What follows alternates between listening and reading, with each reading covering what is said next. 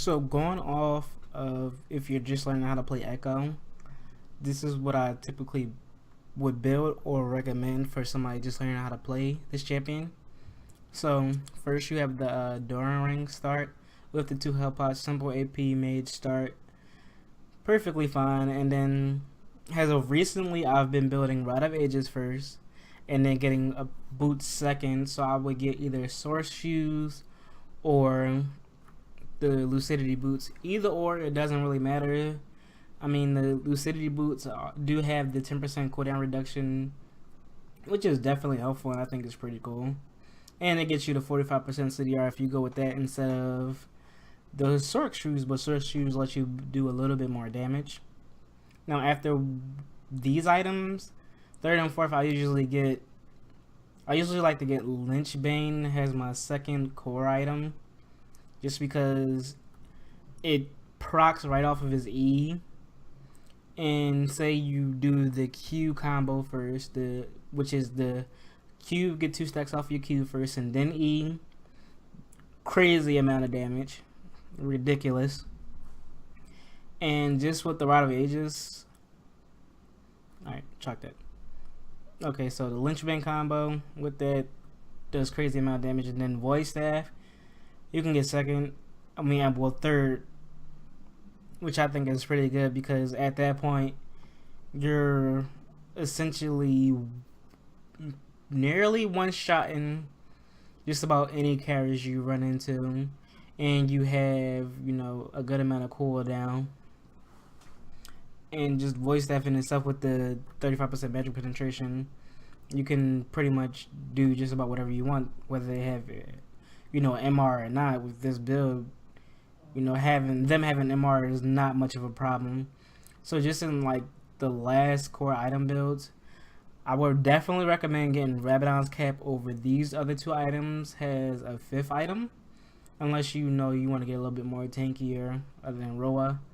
In Ekko's build, in Ekko's recommended build, it says you should get Hourglass, but I feel like if you have the Rod of Ages, that should be enough to substitute not having the Hourglass.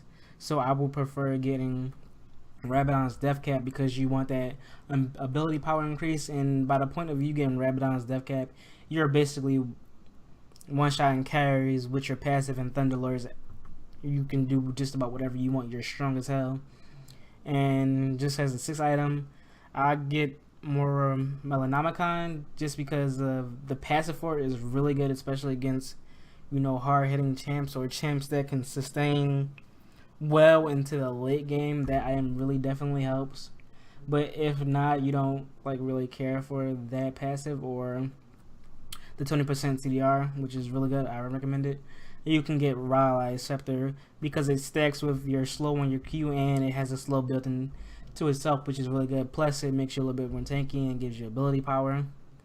So that's just what I would do, or what I recommend doing if you're just learning how to play Ekko or try and get into them. That's my build set for you. And next, I'll show you the tank Ekko builds. Now for tank Ekko, this is the build I do. Again, this is just the best build in my opinion. Now you see here we start off with the corrupting potion in the top lane because I feel like that's really good on Ekko, especially when you're trying to trade and your Q damage and your passive stacks go along with it, so it really helps, and it also gives both mana and health back. Now as you can see here, we got a Rod of Ages here. I'm not counting this has the typical tank Ekko build. I put this in here because generally when I see we have an AD jungler and an AD mid laner and I get Ekko top, I usually build Rod of Ages first. Has a way of building a tanky type bruiser. I'll only do this when we have an AD mid and an AD jungler, and I feel like we need some AP to compensate, so I built Rod of Ages first before I start building any of these other items. Now that's just in special cases. Now first, with tank Ekko, I recommend building Sunfire Cape, which is really good because with Sunfire Cape he can do a lot of AoE damage, not to mention the damage he already does with his passive and all the other things he kind of does. Now As far as boots, I recommend getting Merc treads or Lucidity boots, just because Mercs, the tenacity and not being slowed down. Especially it has tank echo, you can just like kind of run around, do whatever you want, and you also have your alt to kind of back you up in the worst case scenarios. And then the cooldown reduction from this plus the summoner cooldown reduction is really good on echo. Now third and fourth we have Iceborne Gauntlet, because Iceborne Gauntlet is really strong on echo. 20% cooldown, gives crazy ton of mana and armor. And after using the ability, you have the passive that can proc off your E, which is really cool. Now, while I get Spirit Visage, because Spirit Visage has increased healing on 20%, and it also gives cooldown rate. So generally a lot of other items you get on Ekko give cooldown percentages, and with Spirit Visage, you can almost shoot back up to close to 90% health, even 100% health. With this item, depending on how much damage you've taken in the 4-second radius of you alting, or 4-second interval of you alting, which most people find kind of broken on tank Ekko. I really don't think Ekko is broken at all. I like him just the way he is. Especially back in the day when he first came out and he used to get, banned to shit like you can never play Ekko. So after that, it's kind of like, alright. Now it has, last items, I recommend getting either ZZ Rot or Rabadon's Death Cap. Why? Yes, you could build, more tank, but at this point, with these items built, you got around 3k health, so you should be fine, especially with your ultimate. You could just go back in time, I got 90% health again, everything's cool. I'm also like wrecking the shit out your carries with this build, and they just like do a lot of damage. And lastly, ZZ Rot, because you can build these items, vice versa, 5th or 6th, 6th or 5th, blah blah blah.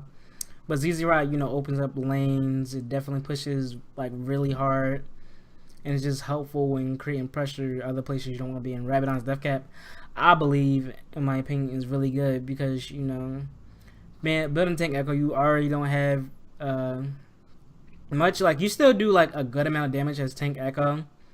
And just you're like a really annoying walking around time bomb, because you can just do whatever you want all back in time, get all your health back, and continue to do whatever you want. And I feel like putting Rabadons like towards the end build definitely helps with your damage output, because that little bit of AP you didn't have, now kind of stretches just a bit more, so you do way more damage. But that's all I have for Ekko, and I do hope you enjoyed. So I'll be doing many more tutorials, builds, combos on a bunch of other champions. So you should definitely subscribe so you can stay in tune for those, and you can see like all the other content the FOG Gaming channel is ready to put out.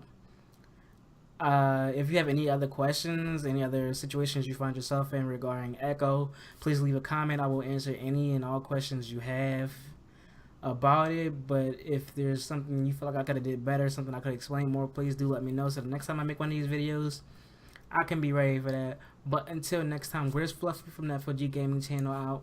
Thank you.